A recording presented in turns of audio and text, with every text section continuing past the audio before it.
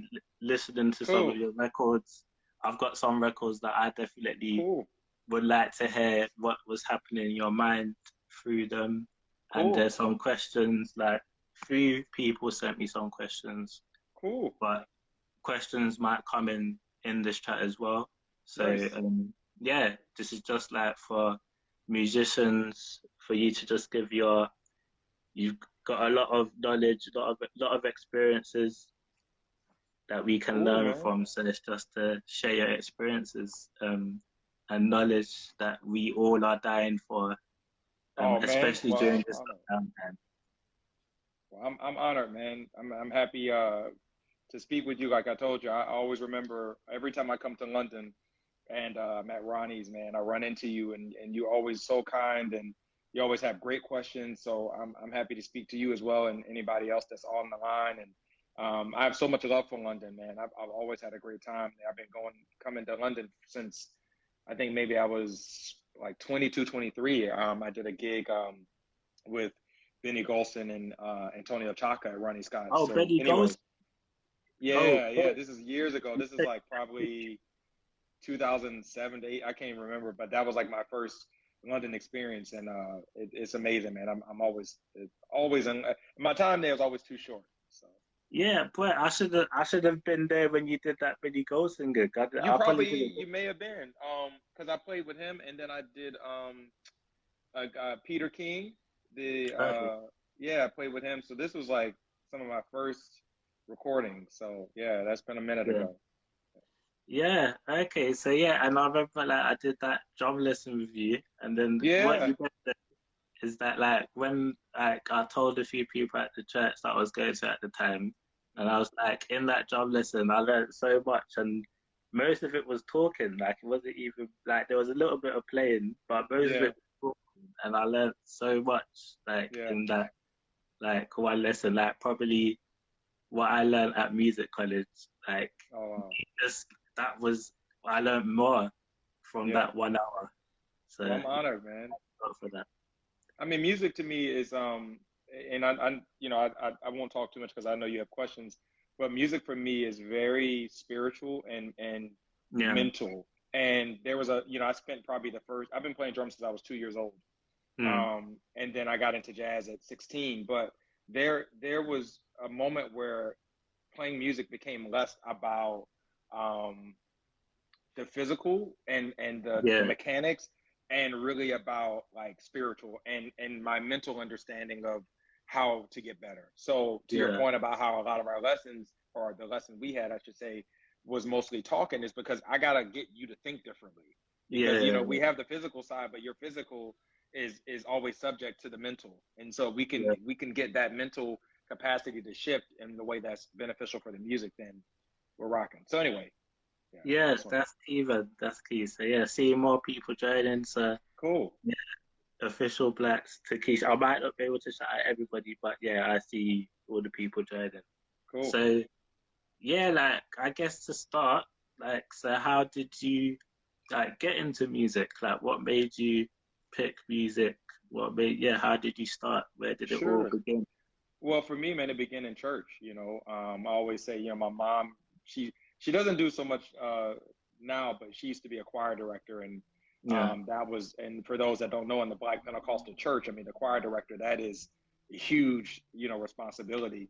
And then she would come to go to rehearsals, and from rehearsals, I'm told she would sit me next to the drums, and Okay. she could kind of keep her eye on me, And apparently one day they went on like a little break, and the drummer got up, and I stood on the kit and started playing and keeping time. And so that, I'm told, that was like at 2, and everything kind of went from there.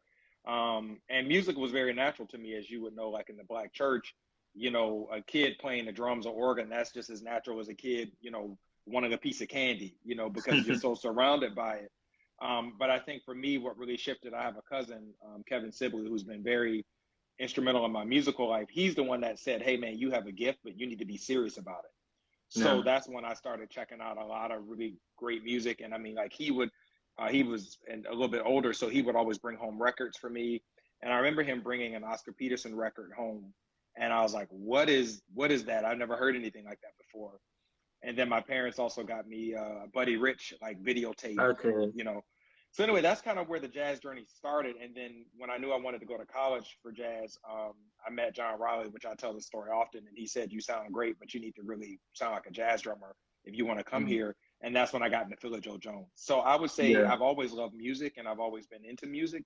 But I think what helped me to really like be more serious about it and my own voice in it was when I started studying jazz. You know, I think Yeah. before, I was into everybody from Dennis Chambers, Dave Welkel, all the fusion stuff, and then obviously all the R&B guys and gospel guys. But I think when I got to jazz, that was when I started really understanding more about the instrument, Yeah. and that really in my voice, like that all kind of happened there. So yeah, that's a little bit of my journey, and then I would say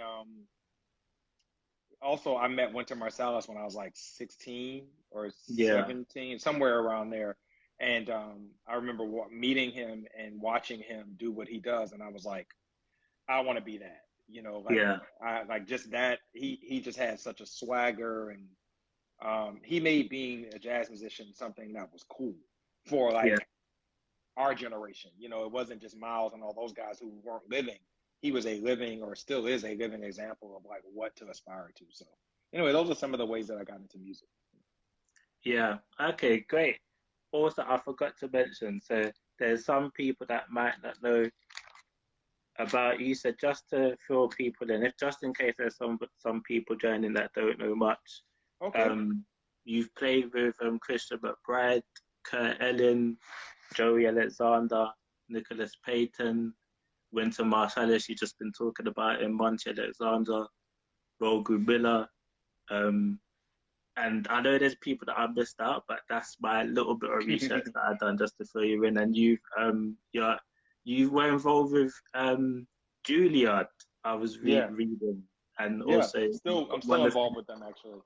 you won a few medals. It's all on your site. I've got gold winner for the 2014 Global Music Awards. You Hmm. won, and then also you worked with Jazz at Lincoln Center, or you were honorary at Jazz at Lincoln Center, something like Hmm. that.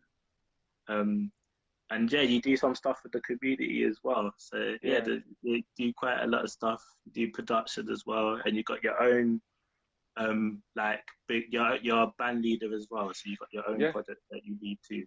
So Absolutely. Tried. I got a bunch of stuff going on, man. I mean, obviously, all that stopped right now.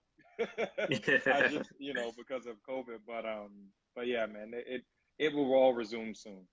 yeah, okay, yes, yeah, like to be playing with. Okay, Ritter Marsalis, yes, Nicholas Payton, but like Mulgrew Miller, like what did you learn from playing with Mulgrew Miller? Like I mainly first heard about him with the Tony Williams Hmm. quintet. So when he was playing that one, that's when I first got to like exposed to him, and then obviously Hmm. through more studying and through more research, got to actually find out who he was. I'm a Hmm. really important figure in jazz. So how was it playing with Winton? I mean, mine was saying Winton. I'm That's confused. okay. Mogru. Oh, Yeah, yeah. Mogru was like my second father, and he actually fathered a lot of different musicians. I mean, I see some of the people that have joined. One of them is actually a good friend. I saw Warren Wolf Warren popped on for is a there. second, Cool. and Warren, he popped on I think maybe for a second. But anyway, Warren was I like to call like a son of Mogru. Tim Green, Rodney Green, Kareem Riggins, Derek Hodge. I mean, Mogru, okay. Oh, Derek. Dwayne Eubanks, yeah, Dwayne Eubanks, Alan Johnson, Eric Reed. I mean, Mogru was a father in so many ways to so many of us, and he was Yeah, always looking for young musicians who wanted to play the music. And when I say the music, I mean like swing, jazz. Like he really wanted cats that were interested in that. And so I met him at Juilliard. yeah, Juilliard used to bring in for our improv class different guest artists, and yeah. they would every weekend. Mogru was the guest artist one weekend. Man, he came over to me and he said, I want you to learn how to play the rod cymbal. And so he actually took my hand and he started like, you Oh, know, playing devastated. the rod cymbal. Yeah, and Mogru don't play drums, so or didn't play drums, but he kept trying to, show me what to do. And so at the end, I went up to him. I was like, man, nobody's ever really shown me what to do on the drums, like of your statue. Like, you mind if I email you or get some way to contact you? And he said, absolutely. So he gave me his email address, and man, I wrote him, and he also told me that day to get another ride cymbal. I had dark like ride cymbal. It was like really dry, and he was like, if you want to play this music, get a cymbal that rings so it can help the band out. And so, long story short, so I did that, and then I emailed him, and literally from that day, I emailed him till the day he died. I talked to Mulgrew at least a few times a week, and he single-handedly taught me more about the ride cymbal than I would say anybody that I've ever met, even drummers. I mean, Yeah. I've had some great drum teachers, but Mulgrew taught me about it because he taught me about it from the perspective of being a pianist and a person in the band, Yeah. that and what the band needed, and not necessarily like drummers. When we talk about it from the perspective of just playing our instrument. And Yeah. Mulgrew talked about it from that perspective of like what the music desires and needs. And he had been in the band with Art Blakey and Tony Williams, and then he had played, with everybody else. So he really has an understanding of the drums, or had, when he was with us. So anyway, man, he would take me, pick me up from school. He would take me to practice rooms where it was just the piano and the ride cymbal, and he would teach me what to play, different beats to play on, and how to push the beat forward. So he was my musical father, and he also was a man of integrity, and I saw him live and practice what he preached, and he was incredibly gracious. So anyway, I miss that man, and I learned. I'll probably never be able to express everything I learned from him. One day I want to write a book on him, because he taught me so many life lessons. But yeah, he's dope.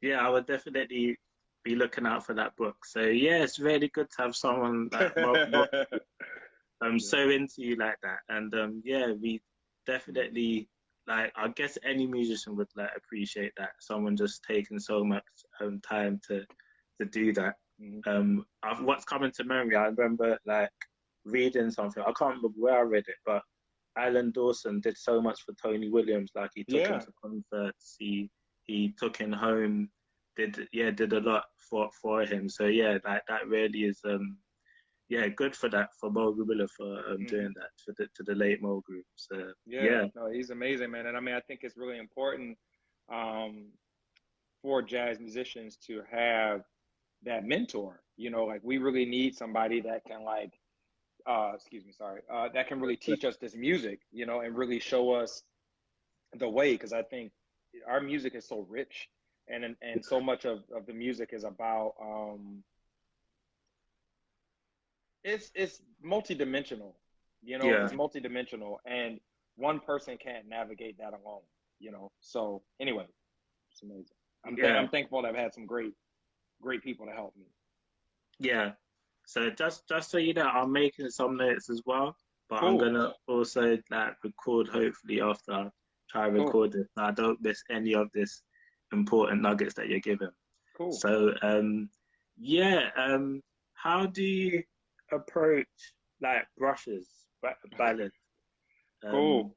brushes? How do you approach playing, yeah, brushes, whether it's fast, but specifically for me, I would say slow Yeah. um, ballads. Yeah, how do you approach playing? Well, it's hard. Man, that's hard. I will explain as much as I can. Because I'm actually I'm not at my studio, so I can't. Or I should say this. Can I set up my stand? Because if I set up Go, my stand from my phone, then I can actually try to demonstrate some stuff. Is that cool? go ahead. That's Okay, perfectly cool. So fine. do Go ahead. you maybe want to play something, and then I kind of get my stuff set up, and then you want to try that? Okay. How long Okay. you gonna be? Oh So, no, cause I mean I'll have the phone on. I just need like 1 minute to set up my little okay, tripod. Yeah. okay, that's fine. So Cool. let Let me me do keep that real playing. quick for you. Cool. Okay. So whilst Ulysses is setting up, gonna keep playing science fiction, guys. Throwing questions, DM me. I will get the DM on Instagram, but throw it in. I'm making notes. So any questions, I will make a note.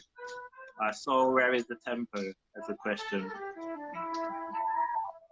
So throw them in. This is science fiction by Christian McBride did that.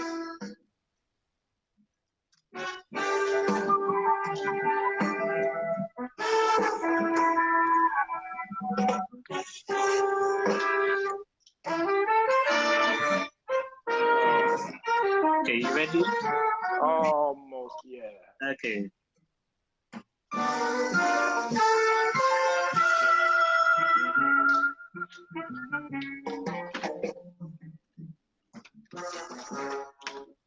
All the people All waving right. at you. Okay. So I got these Pause. up. Okay, we gotta be diagonal, but it's Oh, cool. sorry. Let me. Do I need to switch the? Well, at the moment, it's like you're like that. Does that make sense? When I do it, yeah, Okay. at that Can you? angle. Oh no. Let me do this. So let me do this. Yeah, back to square one. Yeah. Let me see if we can. How far this will open up.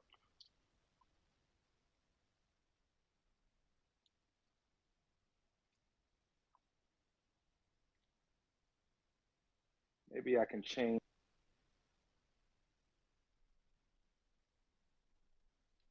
Okay, connection. If the connection's down, I can get Ulysses back in. There's always some kind of connection issues, which is outside our controls, no matter what internet you're with. So let me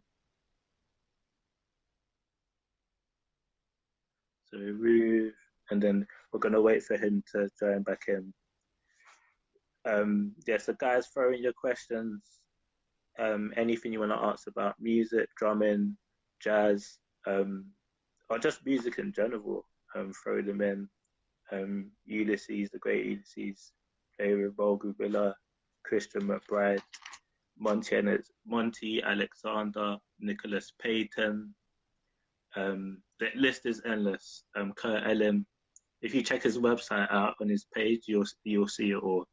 Um, and I mainly first heard of him from Christian McBride. Um, the album again that I'm playing the music from is The Good Feeling, Christian McBride Big Ben. I think that was made in 2002. I think. Don't quote me on that. Okay, Ulysses is coming back in any second right now. Should be coming back in. There we go. Okay. Yeah. There we go. Sorry, man. I wasn't able to. I was trying to switch the screen to where we could have it the other way uh with my stand, but I wasn't able to do that. Yeah, So it's all this right. way you said it. So this way That is to the way. side. Yeah. And what about, That is that better or no? um that's to decide the other way. Ah, okay, yeah. So that's not going to be able to. So that's going to be kind of hard to do. So I won't be able to demonstrate. So I'm going to just have to hold it for you guys. I'll try to, because I don't have. I guess the stand is not wide enough for me to you know do do that. So yeah. So Yeah. I have to hold it. But anyway, what I'll show. You talked about ballot playing for brushes. So Yeah. what I'll say with brushes is that the first thing you have to do is really understand the pattern. So for instance, Yeah. the basic jazz pattern, which is the spang, spang galang, spang in the right hand, Yeah. right? And